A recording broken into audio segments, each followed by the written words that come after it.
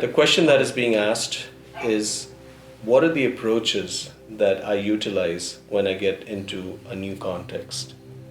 Given the fact that I have built projects in 23 countries, and several of them have been non-English speaking countries. So, having said that, the biggest thing, I said this to a friend who was trying to get work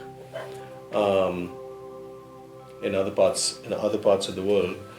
I said to them that you have to want to be there. You have to want to do work there, to get out of your comfort zone. If you are happy with your comfort zone, which could be in New York, it could be wherever you are, then you're not going to enjoy stepping out of your comfort zone as much. I personally get off on stepping out of my comfort zone. Having said that, that you really want to do this, and that will impact how the projects will unfold, because that's how you will engage with the local people. Having said that, understanding the context. Oh my God, context again. No, really, understanding the context. What does that mean? What can my contractor deliver? What can my supplier deliver? What kind of installation practices do they follow? How do they run the wires? Is there a control system that they're able to use? Do they understand how that all works? Right? What are the compatibility issues between fixtures supplied and voltages and drivers? What are the compatibility issues between, I mentioned that earlier, but the skill sets. If they can't do it, or if they don't know how to do it, you can do one of two things. Do an outreach program where you sit down with them and do a day-long workshop to explain to them how it's done, or change the design.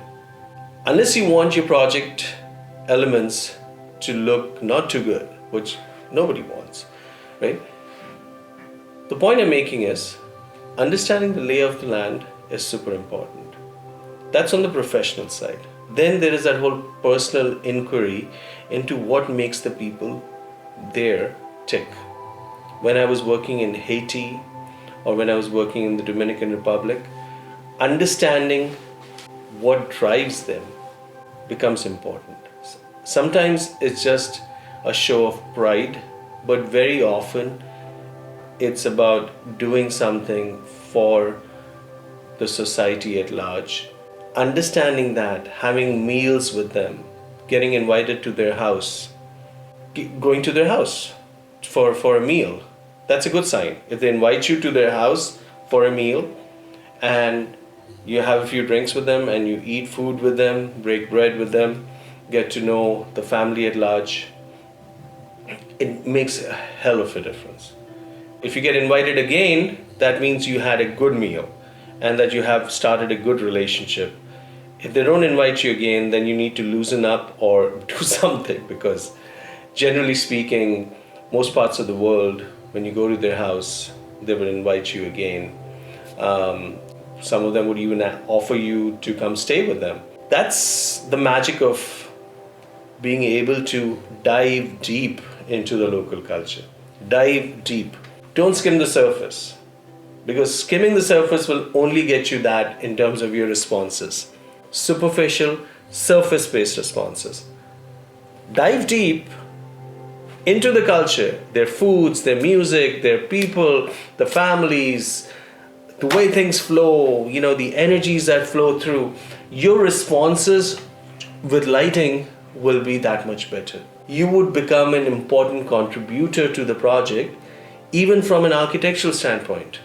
The architects would want to know, hey, what do you think about this space? Hey, what do you think about what happens in that city? Because guess what? You spend an extra 2 days just walking the streets and experiencing the culture. The experiencing the culture is food, music, architecture, art, poetry, movies, music, all of those things. So I love diving deep. I dive deep and I come up as a new person, having learned all these things, having shared all these things. And a lot of my professional existence has been about those kind of relationships. So, two angles to it: the professional angle, where we do workshops, where we do these questionnaires, where you kind of you got all these points, and then there's a personal part of it that you really should want to be there. If you have a problem with mosquitoes or traffic or honking, you should rethink. Adventure, if you like adventure, if you like reinventing yourself by diving deep and coming up like a richer person, then it works out. And I couldn't choose. I mean, they call me the lighting nomad, because I've got some sort of a nomadic existence, which my base is New York, but I travel a lot. You're open, you're non-judgmental, you're just embracing them for what they are, and then giving your professional opinion on how to make it better.